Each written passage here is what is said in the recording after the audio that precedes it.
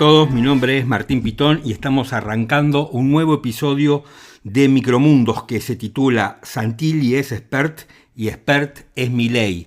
¿Por qué es este título? Bien, porque hasta ahora no se ha todavía tomado una decisión en cuanto a la reimpresión de las boletas en la provincia de Buenos Aires, que si todo sigue como está, el que vaya a votar en la provincia va a ver la cara de Expert y la cara de Karen Reinhardt. No va a estar Santilli porque estaba en tercer lugar. La justicia electoral, la Cámara Electoral, ahora lo puso a Santilli en el primer lugar. Por eso, el que quiera votar por Santilli se tiene que acordar que cuando vea la foto de Expert, en realidad allí tendría que estar la foto de Santilli. Por eso, Santilli es Expert. Y Expert es Milei, porque el presidente se ha puesto la campaña al hombro. Y siempre la Libertad Avanza utilizó esto, que el candidato, en realidad, que uno estaba votando, era votar por Milei. Por eso Expert es Milei. Y además por el apoyo que Milei le dio siempre a Expert, aunque ahora le ha soltado la mano. Así que este episodio de Micromundo se titula Santilli es Expert y Expert es Milei. Así que bueno, vamos a hacer todo un gran panorama político y económico a lo largo de este episodio y además tenemos una entrevista muy interesante con Cristian Buteler que la pueden encontrar debajo de este episodio. Es un reportaje que por supuesto es parte de este episodio, pero está debajo, aparte, como venimos haciendo ya desde hace varios meses. No sé si les gusta esta forma de dividir los episodios en dos, pero bueno, me dijeron que era mejor por el tema del algoritmo y los tiempos y que en realidad un episodio de podcast tendría que durar 30 minutos y nada más. Bueno, entonces hemos dividido, una cosa es el episodio con el análisis, con el editorial y la opinión mía, y otro es el reportaje. Cristian Buteler nos va a ayudar a entender un poco qué significa la intervención del Tesoro de los Estados Unidos en el mercado cambiario argentino, qué pasa esto hacia el futuro, qué pasa con el plan económico. Yo ya les adelanto mi opinión. Esta es la demostración del fracaso estrepitoso de la política económica de este gobierno. Es un fracaso. La economía de Javier Milei es un fracaso y esto es muy preocupante porque se supone que lo que sabía hacer Milei era de economista. Bueno, Milei como economista es un fracaso. Caputo ya era un fracaso y ahora, digamos, siendo que es el único tipo coherente de este gobierno, porque fracasa siempre, bueno, ahora nos ha demostrado una vez más que sigue en su propia línea, ¿no? Que ya inauguró en la época en que era presidente del Banco Central con Mauricio Macri. Así que, bueno, de esto se va a tratar más o menos el episodio de hoy. Por supuesto vamos a hablar de las elecciones, vamos a hablar del papelón del presidente y su banda de rock en Movistar Arena. Así empezó la semana, con ese papelón, y terminamos con el ministro de Economía, Scott Bessent, explicándonos qué prometió la Argentina para que ellos nos ayuden. Todo esto a lo largo de este episodio. Pero antes, no se olviden de recomendarnos, de darnos un like, de ponernos 5 estrellas, de contarle a un amigo, amiga, novio, novia, lo que sea, amante también puede ser, que existimos y que nos recomiendan y que nos escuchen, porque eso nos ayuda a crecer. Y si además de todo eso quieren poner plata, quieren convertirse en amigos de Micromundos, bueno, nos pueden invitar con un cafecito, el link se los dejo abajo. Ahí nos compran un cafecito o más de un cafecito, está 1000 mangos, no es demasiado. Imagínate, ni $1 sale un café en Micromundos. Bueno, ahí mismo nos compran uno o más cafecitos y nos ayudan a financiar este sueño que tenemos, este proyecto que se llama Micromundos, un podcast completamente casero y artesanal, pero con muchísimo periodismo independiente adentro. Arrancamos así.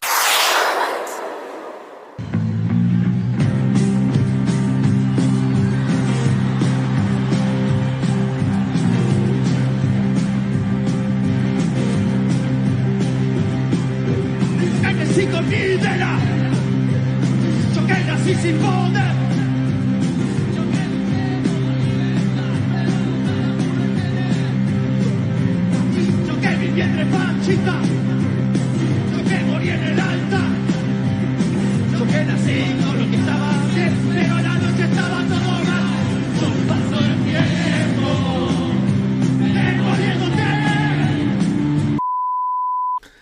Así empezaba la semana el presidente en el Movistar Arena dándose un gusto, autopercibido como un rockstar. El presidente destrozaba hits venerados de la Argentina, destrozaba esta canción de Charly García y así fue destrozando otros tantos éxitos de artistas argentinos. Bueno, sigue su línea. La verdad es que cuando yo veía esto me daba por un lado tristeza, por supuesto, de ver la imagen, porque más allá de lo que uno piense y las diferencias que tenga desde el punto de vista ideológico, es el presidente de todos los argentinos, y ver a Javier Milei dando ese espectáculo triste, con movimientos convulsos, descoordinados, con una banda espantosa, mientras tenés un país que se está muriendo de hambre, mientras tenés un país donde no hay trabajo, donde la gente está soportando cuando puede, y la verdad es que no hay más casta que la imagen del presidente y sus seguidores y los funcionarios, muchos de los cuales integraban la banda del presidente, esto es sin eufemismos, pero la verdad es que a uno le da bronca, porque hay todo un país que está sufriendo, y hay todo un país que creyó en Javier Milei para llevarlo a la otra orilla, para un futuro mejor, y la verdad es que estamos en una situación que es tremenda, mientras ellos se están divirtiendo y están jugando a ser cantantes de rock.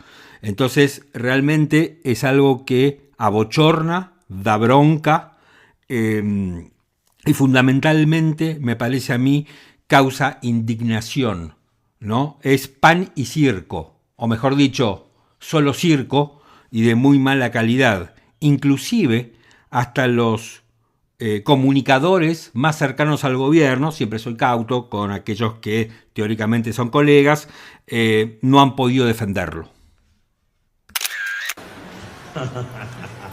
Se ríe de sí mismo un poco. Sí, se ríe un poco. Acá tengo una mesa con muchos invitados, están todos mirando esto y hacen caras, gestos. Bueno, ahora vamos a escuchar a todos. Esto va a generar muchísimos comentarios, Luis. Sí, sí. En plena campaña electoral, ¿no? Sí. Todo esto, si la economía anduviera bien y floreciente y no hubiera tenido los problemas que tuvo el gobierno con Caso Libre, con Españolo, todo lo que me suma cuando cantan y con Expert, me permite descansar. se podría decodificar de otra manera. En este contexto, y después de perder una elección, ¿no? sí.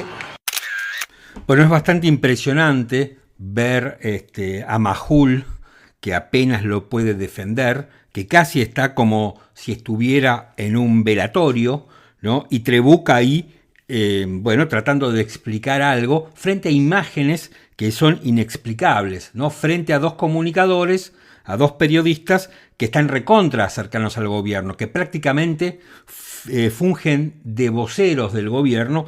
Ni siquiera lo podían defender, ni siquiera se podían reír, ni lo podían apoyar. Al final, Trebuch, uno de los tipos más oficialistas que uno puede conocer, decía algo así como, bueno, y todo esto después de perder una elección. Claro, esta semana se conoció el escrutinio definitivo de la provincia de Buenos Aires y no fueron 14 puntos la diferencia entre el peronismo con la Libertad Avanza, sino que fueron 16,5 puntos que le sacó el peronismo a la Libertad Avanza. Hay quienes dicen que en una encuesta que más o menos la diferencia que mantiene el peronismo hoy con la Libertad Avanza en la provincia de Buenos Aires es bastante parecida a la al resultado electoral, ¿no? Pero lo que pasa que el problema que está teniendo la Libertad Avanza, yo diría que entre varios, pero hay dos principales. Primero, que el presidente no puede salir a hacer campaña. O sea, Milei va a los distintos lugares del país, se ha puesto, eso es cierto, la campaña al hombro, pero no puede salir en un radio de 100 metros desde el lugar a donde va. Entonces no puede hacer campaña porque a cada lugar que va a hacer campaña hay gente que lo insulta y que lo critica. Me parece que eso está, digamos, dando cuenta de un determinado humor social que no es justamente, no está del lado del gobierno. Después, yo creo que tiene otro problema. Sí es cierto que la diferencia en la provincia de Buenos Aires más o menos va a ser como el resultado electoral de las elecciones provinciales de septiembre. Hay encuestas que hablan de un 45-46% a favor del PJ y 33% a favor de la Libertad Avanza. Milei necesitaría, para descontar esa diferencia en la provincia de Buenos Aires, necesitaría tener muy buenos resultados en Santa Fe y tendría que tener muy buenos resultados en Córdoba. Bueno, en Rosario, la principal ciudad de Santa Fe, el PJ tiene 31% de intención de voto frente al 22% de la Libertad Avanza. Y en Córdoba yo no tengo ahí encuestas, pero le está yendo muy mal al gobierno después que Milei había hecho una muy buena elección en ese distrito, porque era un distrito donde Macri hacía muy buena elección. Pero quiere decir que los dos lugares donde que Milei necesita tener una nítida victoria para poder descontar la diferencia que le va a hacer el peronismo en la provincia de Buenos Aires, bueno, eso no se está viendo. Y ahí me parece que tiene un problema. Esto después lo vamos a relacionar con el tema del salvataje financiero del Tesoro de los Estados Unidos que se dio hacia finales de la semana para tranquilizar a los mercados, porque el Tesoro, como de costumbre, se había quedado sin plata. Entonces estábamos que el dólar que se iba a la banda y que no sé qué cosa. Y la pregunta es, bueno, si realmente eso sirve para calmar a los mercados, es momentáneo, pero más allá de todo, si ese salvataje sirve para que la gente cambie su voto. Cambio de tema y me meto directamente en lo que ha sido la noticia más importante de la semana, que es la decisión del gobierno de los Estados Unidos de salvar a la Argentina, a intervenir en el mercado de cambios, ¿no? Aparentemente Estados Unidos inyectó $100 millones para comprar pesos, lo que en otro momento Javier Milei denominaba excremento. No sabemos nada por parte de ningún funcionario argentino sobre los términos de un acuerdo que parece que todavía no se formalizó con la administración de Donald Trump. Lo poco que sabemos, lo sabemos de boca del secretario del Tesoro, Scott Bessent, que en una entrevista a la cadena Fox dijo esto. What do we get out of it? We get a lot out of it. Argentina is a beacon in Latin America. Es un grande en Latinoamérica. El presidente Milei está tratando de romper 100 años de decadencia. He is also a great ally for the US. También es un gran aliado. To the Oval Office next Tuesday. Va a venir a la oficina oval el martes. Committed to getting China out of Argentina. Está comprometido para sacar a China de la Argentina. Lo escuchábamos a Scott Bessent con el doblaje de Noé Barral Grijera y que decía directamente que la Argentina se había comprometido a que China se fuera del país, ¿no? No sabemos qué significa que China se vaya del país, porque hay muchas aristas con respecto a esto. En primer lugar, yo diría que es bastante humillante conocer las decisiones que toma el gobierno argentino o a las que se compromete el gobierno argentino de boca de un funcionario de otro país, como primera medida. Eso no habla mal del funcionario del país extranjero, sino que habla mal de nuestros funcionarios. Toto Caputo y todos sus amigos del equipo económico, como Pablo Kirno, como Daza, nada han dicho sobre a qué se han comprometido. Probablemente sepamos algo cuando Javier Milei se reúne en el Salón Oval con Donald Trump. ¿Es fácil sacar a China de la Argentina? Y creo que es medio complicado, porque es el segundo socio comercial de la Argentina, porque tenemos muchos intereses con ellos. No sé si se referirá solamente al tema del swap, para lo cual, para salir de ese swap hay que pagarle $5.000 millones. No sé si Estados Unidos va a poner los $5.000 millones. Argentina no los tiene. ¿Le vamos a dejar de comprar a China y eso que le vendemos a China lo va a comprar Estados Unidos? Daría la impresión que no. Es una situación complicada. ¿Qué significa sacar a China? La embajada de China en la Argentina ha dicho que no se puede considerar ninguna región del mundo como el patio trasero de los Estados Unidos y criticó fuertemente las declaraciones de Bessent. A ver, fíjense esto. La Argentina tiene dos socios comerciales muy importantes. Uno es Brasil y otro es China. A China la vamos a echar, de acuerdo a lo que dijo Bessent y de acuerdo a lo que, según Bessent, se comprometió el gobierno argentino. Y con Brasil no hablamos porque Lula es zurdo, con lo cual me parece a mí que tenemos un problema. Habló Emanuel Álvarez Agis, un economista que analizó la intervención de los Estados Unidos en el mercado de cambios local. Para estabilizar el dólar, buenísimo. Para el objetivo político de ganar las elecciones de Milei, buenísimo. Ahora, te estás aliando con un tipo que quiere que vuelvan los empleos del sector automotor a Detroit. O sea que no sé si tiene mucho interés que vos tengas empleos automotrices claro. en Córdoba o en Santa Fe.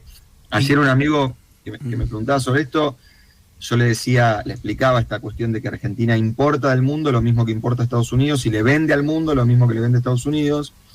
Entonces yo le decía, mirá, es como que el CEO de Pepsi vaya al directorio y diga, bueno, ustedes saben que veníamos perdiendo plata, los costos subían, las ventas caían, tranquilos, conseguí un salvataje. Entonces los accionistas le decimos, muy bien, che, conseguiste un salvataje, ¿quién te lo da? Coca-Cola. No, es difícil que un competidor... Te venga a ayudar, claro, para que vos... No, es que no te va a venir a ayudar, te va a venir a estabilizar contra que vos le compitas cada vez menos. Primera pregunta que tengo para hacerme. ¿Es verdad que estabiliza el dólar, como decía Álvarez Agis? ¿Es verdad también que es como si Pepsi le pidiera un préstamo o un salvataje a Coca-Cola? Ahora, ¿cambia en algo el resultado electoral o el posible resultado electoral? Déjenme dudar. Yo no creo que la gente se vuelque en masa a votar por el gobierno como consecuencia de las declaraciones de Bessent o porque el gobierno haya arreglado un salvataje con los Estados Unidos. No lo veo por ese lado, porque la vida de ninguno de nosotros va a cambiar por esto. Eso por un lado. Por otro lado, incluso hay algunos que dicen que hasta puede ser una suerte de boomerang, ¿no? Pero más allá de eso, es la admisión del fracaso. O sea, muchos funcionarios del gobierno, empezando por el presidente y otros, ven esto como un triunfo de Javier Milei. Y en realidad lo que se trata es de la admisión de un fracaso. Porque si el plan económico anduviera bien, no anduviera como un relojito aceitado, no tenemos que ir a pedirle a alguien que nos dé plata, que nos estabilice, que nos dé una mano cada 6 meses. Primero el Fondo Monetario, ahora los Estados Unidos, en el medio un conejo de la galera con las cerealeras. Bueno, si todo anduviera bien, no necesitaríamos todo eso. A Estados Unidos probablemente le convenga. Como yo dije en otro episodio, Estados Unidos se está comprando un país por $20.000 millones, o tal vez un poquito más. Veremos cómo sigue. Ahora, ¿va a llegar el gobierno tranquilo a las elecciones en relación con el tipo de cambio? Seguramente sí. ¿Le va a ayudar a ganar las elecciones? No lo creo. Me parece que no. ¿Es un fracaso? Sí, es un fracaso. Es la admisión de un fracaso. El gobierno de Milei está fracasando en lo económico, que era lo que se suponía que ellos sabían hacer. Y ahora vas a escuchar a Christian Buteler, que es otro economista, y es un economista que nosotros entrevistamos esta semana, es nuestro invitado de la semana en Micromundos, y que, por supuesto, analizó la decisión del Tesoro de los Estados Unidos de vender dólares o de comprar pesos, como quiera llamarlo. Es una medida totalmente inédita, no pasó nunca que el Tesoro americano compre pesos argentinos, o sea, que intervenga directamente en el mercado de cambios argentino vendiendo dólares. Lo ha hecho, ha comprado otras monedas, pero han sido el euro, yenes y demás, nunca de un país como la Argentina. Así que sí, realmente ha sido un gesto, para mí fue un gesto, no es una política que se va a sostener en el tiempo, pero que ha sido inédito y bueno, por eso la repercusión que ha tenido. al final, ¿los mandriles tenían razón? Y yo creo que sí. A ver, en más de un caso los mandriles han tenido razón, o tendríamos que pensar a ver quiénes son los nuevos mandriles, ¿no? O sea, quiénes eran los que decían que el dólar iba a ir al piso de la banda, quiénes son los que decían que con el equilibrio fiscal ya mágicamente se te solucionaban todos los problemas de la economía, y la realidad es que la economía no funciona así. O sea, si hubiese una sola variable que te ordenase toda la economía, todos estudiaríamos esa variable y nada más. El análisis de Cristian Butteler, a quien entrevistamos, y pueden escuchar el reportaje debajo de este episodio. A mí me parece que es un economista muy interesante de escuchar, con muchísimo sentido común, así que yo les recomiendo el reportaje que le hicimos a Cristian Butteler como parte de este episodio, y para analizar lo que, digamos, los pasos que está tomando los Estados Unidos en relación con la Argentina, ¿no? Me parecía interesante también lo que termina diciendo Cristian, ¿no? Que los mandriles, esos economistas ortodoxos que teóricamente comparten la misma ideología que Javier Milei, donde podemos ponerlo, no sé, a Kachanowski, Cavallo, López Murphy, bueno, finalmente ellos tenían razón, finalmente ellos decían guarda con la micro, y ahora la micro es un problema electoral la micro, ¿no? Guarda con la micro y compren reservas, como se han comprometido con el fondo. Dicen que el fondo está molesto con la Argentina porque se ha comprometido a comprar reservas y las reservas no las compraron. Hay otra cosa que me parece interesante detenerme en este tramo que escuchamos en el audio del reportaje que le hicimos a Cristian Butteler, cuando dice fue un gesto, no es una política que se vaya a mantener en el tiempo, esto de intervenir en el mercado de cambios, fue un gesto. Claro, es un gesto para que Milei llegue a las elecciones, y los norteamericanos quieren que Milei gane, o le exigen que Milei gane. ¿Qué pasa si Milei no gana? Primer punto, ¿se acaba la ayuda, se acaba el salvataje y el respaldo? Probablemente no, pero probablemente también se reduzca, porque los Estados Unidos están peleando una batalla de la cual nosotros hemos quedado en el medio, somos el jamón de un sándwich que está jugando en otra liga. O sea, que probablemente el objetivo de Estados Unidos no es ayudar a la Argentina, sino que China se vaya de esta región, porque China ya está prácticamente invadió el África, ¿no? Ahí los Estados Unidos ya no pueden hacer nada, y ellos creen que están a tiempo de desplazar a China de América Latina. Así que yo diría que si Milei no gana, tal vez Milei pueda convencer a los norteamericanos que igualmente ganó, porque va a mejorar sin lugar a dudas su representación legislativa en ambas cámaras, porque viene muy de abajo, ¿no? Porque después seguramente va a haber un montón de análisis sobre qué significa ganar. Más votos, menos votos, más bancas o menos bancas. El gobierno, ya te anticipo, va a decir que ganó porque va a aumentar significativamente la cantidad de bancas que tenga en ambas cámaras, porque parte, ¿no?, de un piso muy abajo. No sé si después, sumado con los aliados del PRO, va a llegar a un número tal que le permita sostener los vetos. Eso es otra historia. Y ya que nos estamos metiendo en las elecciones, vamos a escucharlo a Diego Santilli, que el señor Trebuch, uno de los voceros de este gobierno, le pregunta sobre José Luis Espert. Y Santilli, que es un hábil declarante, dice esto. ¿No te jode que te espera ahí? No, porque vas a votar ideas. No vas a votar personas, no vas a votar a Santilli, vas a votar ideas. Ideas, el cambio que está llevando adelante el presidente Milei, propuestas, ¿sabes qué?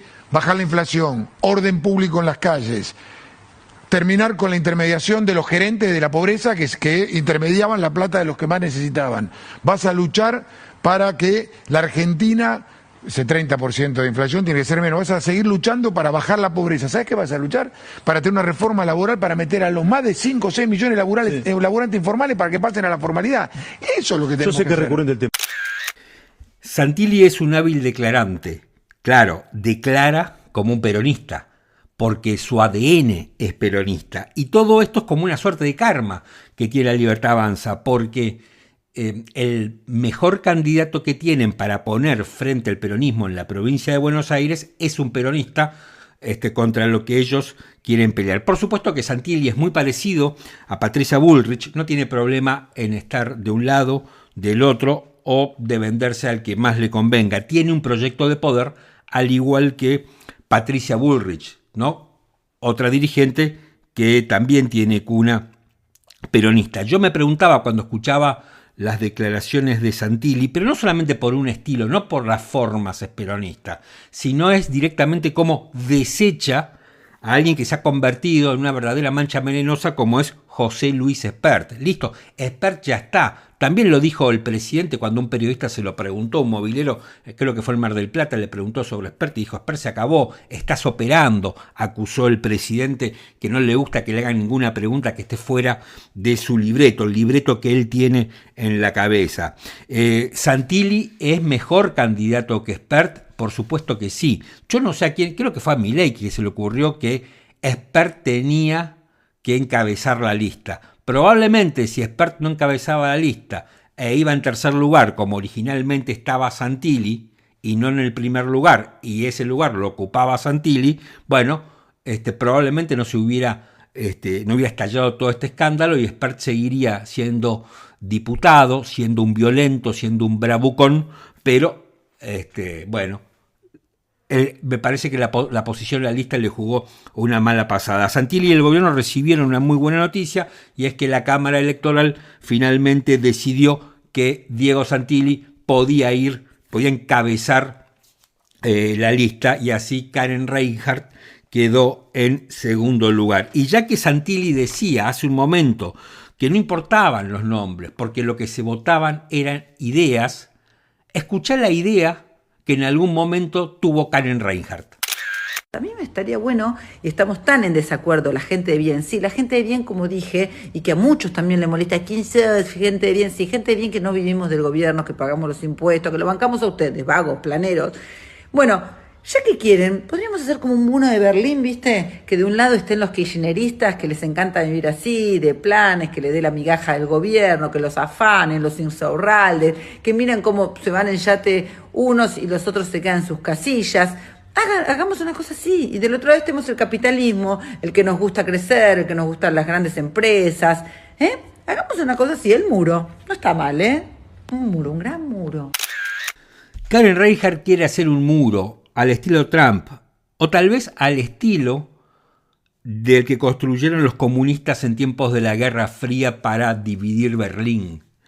Es un poco extraño y un poco paradójico alguien que dice defender el capitalismo, defender a los empresarios, que quiere hacer un muro, ¿no? Un muro en la Argentina donde de un lado estén los argentinos de bien, como Espert, como Españolo, como Lira Lemoine, como ella, y del otro lado estén los cucas, los planeros, los que les gusta vivir de los impuestos de los demás.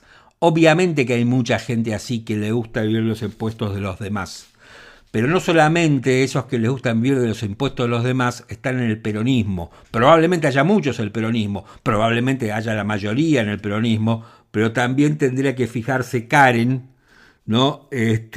Algunos funcionarios que tiene este gobierno. Digo Daniel Scioli, pero es demasiado obvio.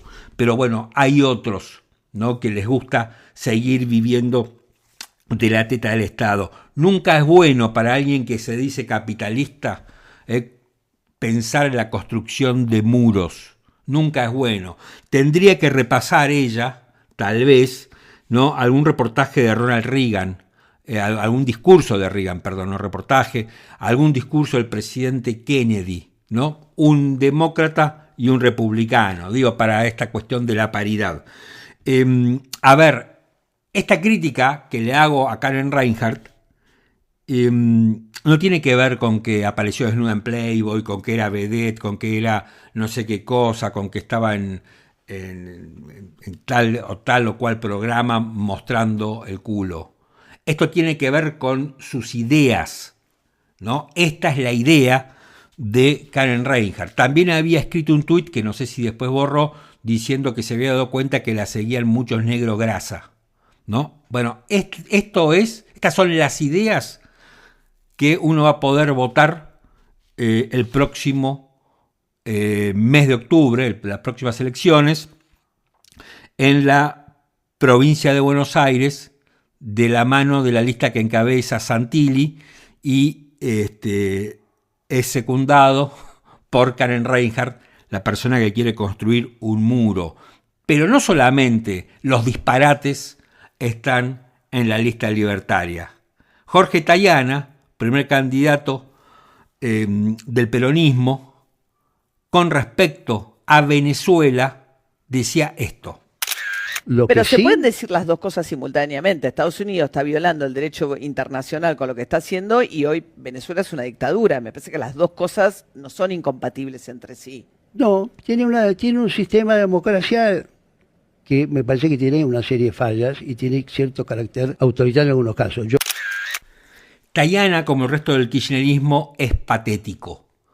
Tayana no puede decir la verdad de lo que pasa en Venezuela. No puede decir que es una dictadura y que Maduro es un dictador. Esto es lo que tiene el kirchnerismo. Yo no puse todo el corte porque es larguísimo, pero empieza a divagar con que los Estados Unidos esto, aquello, que no sé qué cosa, que tendríamos que ver qué otras democracias son fallidas. A ver, en Venezuela hubo fraude, hay un dictador, hay violación de los derechos humanos, hay violación de las libertades civiles, hay violación de absolutamente todo por un tipo que decidió eternizarse en el poder, que ni siquiera mostró las actas de la votación que dice haber ganado. Y Tayana defiende eso. O sea, se dan cuenta que hay cuestiones patéticas en los dos. Digamos. Por eso el país está como está. En La Libertad Avanza la tenemos a Karen y tenemos todo lo que está asociado con el gobierno, su mala gestión y su fracaso. Y Tayana, ¿no?, es lo que viene de un desastre como fue el kirchnerismo, que nos hizo desembocar en esto que tenemos hoy, en este gobierno extrañísimo que tenemos hoy, ¿no? Tayana, a esta altura, tendría que darse cuenta que en Venezuela lo que hay es una dictadura. Claro, y ¿sabes qué? Tayana termina siendo completamente funcional a La Libertad Avanza, porque cuando vos criticás al gobierno y te dicen, ¿pero qué querés? ¿Que seamos Venezuela? Y claro, aparece Tayana diciéndote que en Venezuela es una democracia con fallas. No es una democracia con fallas, no es una democracia, es una dictadura. Entonces, si Tayana no entiende eso, tenemos un problema. Porque yo entiendo que puede haber distintos matices, distintas diferencias, pero tenemos que llamar a las cosas por su nombre. A propósito de lo que pasa en Venezuela, esta semana se conoció, ¿no?, para disgusto de Donald Trump, que el Premio Nobel de la Paz lo había ganado María Corina Machado, la principal líder de la oposición venezolana y que es una mujer recontra comprometida con la democracia y que lucha por la democracia en Venezuela. Me sorprendió como un montón de libertarios criticaron el Nobel de la Paz a María Corina Machado, entre ellos Nicolás Márquez. No tuve tiempo de ponerme a analizar por qué Nicolás Márquez está en contra que le den el Nobel de la Paz a María Corina Machado, pero en todo caso, María Corina, en el primer reportaje que dio, luego de haber sido galardonada con el premio más importante del mundo, dijo esto. Esto es una enorme responsabilidad, porque es un compromiso no solo ya con Venezuela, sino con el mundo entero. Te confieso que esto me abruma porque, insisto, yo soy una de un movimiento de millones y a veces siento que es poco injusto que se personifique alrededor de una figura cuando hay millones y millones. Tenemos presos políticos, tenemos venezolanos torturados, 9 millones de exiliados, miles de asesinados, más de 20.000 ejecuciones extrajudiciales desde que llegó Chávez al poder. Entonces, aquí hay un país que ha dado todo, hasta la vida misma, por la libertad. Y yo lo asumo así, yo lo asumo como un reconocimiento a los venezolanos en el momento más importante de nuestra vida republicana. María Corina Machado, una valerosa mujer luchando por la democracia en Venezuela, ¿no? Y es un contraste muy fuerte escuchar a Tayana y al otro lado escuchar a María Corina Machado, ¿no? Es un desastre, es un contraste, digo, muy fuerte. Es un desastre, por supuesto, la postura de Tayana, da vergüenza la postura de Tayana, y no tenemos que olvidarnos nunca tenemos que olvidarnos que el kirchnerismo tuvo 4 gobiernos pensando en esto. Ahora, que el kirchnerismo, y esto quiero dejarlo bien claro, que el kirchnerismo haya pensado esto y que estemos en contra de la dictadura venezolana, no significa que eso implique o necesariamente deba ser un aval para este gobierno, que es un gobierno fallido. Porque, y con esto quiero cerrar este comentario, me parece que a partir de las elecciones y de su resultado, y cómo esos resultados se interpreten, y qué puede hacer el presidente Milei, vamos a empezar a vislumbrar cómo va a ser la segunda etapa de este mandato de Milei. Vamos a ver qué va a poder hacer el gobierno. Si solamente puede conseguir los diputados para sostener los vetos, será un gobierno completamente fallido y completamente paralizado, donde le va a ser muy difícil, a menos que abra las puertas a negociaciones políticas en serio, pero le va a ser muy difícil llevar a cabo aquellas reformas de las que tanto se habla en la Argentina, que son estructurales, como una reforma previsional, laboral, impositiva y otras tantas. Será un gobierno de resistencia, será un gobierno paralizado. Vamos a ver, digamos, por eso me parece a mí que estamos todos en stand-by, ¿no? Hasta las elecciones. A partir de ahí empezaremos a ver cómo esta película se desarrolla.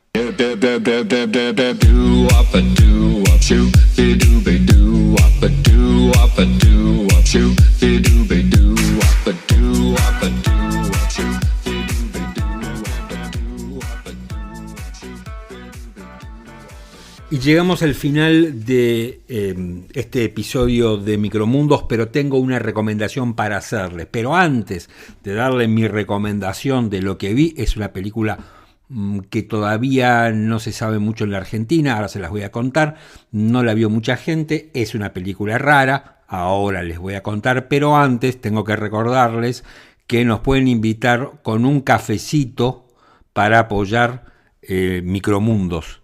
Vamos a estar muy, pero muy halagados si ustedes, además de recomendarnos, tocar campanitas, darnos estrellas, contarle a todo el mundo que, están por ahí y nos quieren ayudar y que les parece muy bueno este podcast, nosotros encantados con todo eso. Pero si además tienen ganas de apoyarnos todavía más, abriendo su billetera, todavía vamos a estar muchos más encantados. Nos invitan con un cafecito, sale 1000 mangos, el link para comprarlos está en la caja de descripción del episodio. Vamos a hablar de una película que se llama Honey Don't. Todavía no llegó a la Argentina, así que no sé ni a qué plataforma va a ir, ni cuál va a ser el título que le pongan acá. Honey Don't es una película dirigida por Ethan Coen. Ethan Coen, junto con su hermano Joel, hicieron muchas películas. Probablemente de las más conocidas estén Fargo, de 1996, y también hicieron una que se llama No Country for Old Men, que no me acuerdo cómo se llama en castellano, pero realmente es un peliculón infernal con Javier Bardem, por ejemplo.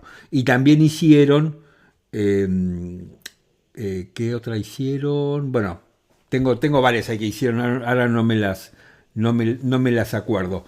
¿Qué me sé después de leerse? Por ejemplo, fue otra película muy buena. Barton Fink también fue una película muy buena que hicieron los dos juntos, ¿no? Uno fungía como guionista y otro como director, pero se intercambiaban. Bueno, resulta que Honey Don't es la segunda película que hace en solitario Ethan Coen. Y es una película, es una comedia negra que en vez de estar protagonizado por un hombre, como son las típicas películas negras, que es un hombre que está atormentado, que tiene un montón de fantasmas y que es investigador privado, qué sé yo. Todo ese rol muy chandleriano está llevado a cabo por una mujer que se llama Honey O'Donoghue, ¿no? Y mezcla obviamente comedia negra con muchos tiros, con mucha violencia, con sexo. Es una comedia negra que a mí me gustó mucho, es rara de entender por momentos, está muy bien filmada, pero muy bien filmada. El rol protagónico está encabezado por Margaret Qualley, que es la hija de Andy McDowell, que actúa muy, pero muy bien. Y la coprotagonista es una policía encarnada por Aubrey Plaza, que personifica a esta policía que se llama M.G. Falcone, que es la amante de Honey O'Donoghue, que es lesbiana. La verdad que la película es muy interesante, está muy bien manejado el color, está muy bien manejada la música, y tiene todo un giro de comedia en un ambiente completamente negro. A mí me gustó, no sé si es una película que le va a gustar a todo el mundo, es una película controversial, pero en definitiva el que está detrás de la cámara se llama Ethan Coen, para mí uno de mis directores preferidos. Bueno, hasta acá llegamos con Micromundos. Mi nombre es Martín Pitón, y nos encontramos en 2 semanas, porque lamentablemente la semana que viene no voy a poder estar haciendo el podcast porque me voy de viaje y no voy a tener los elementos para hacerlo. Si puedo hago algún comentario, pero la verdad que va a ser muy, pero muy difícil. Gracias por escuchar, gracias por estar del otro lado. Para mí es un placer hacer Micromundos.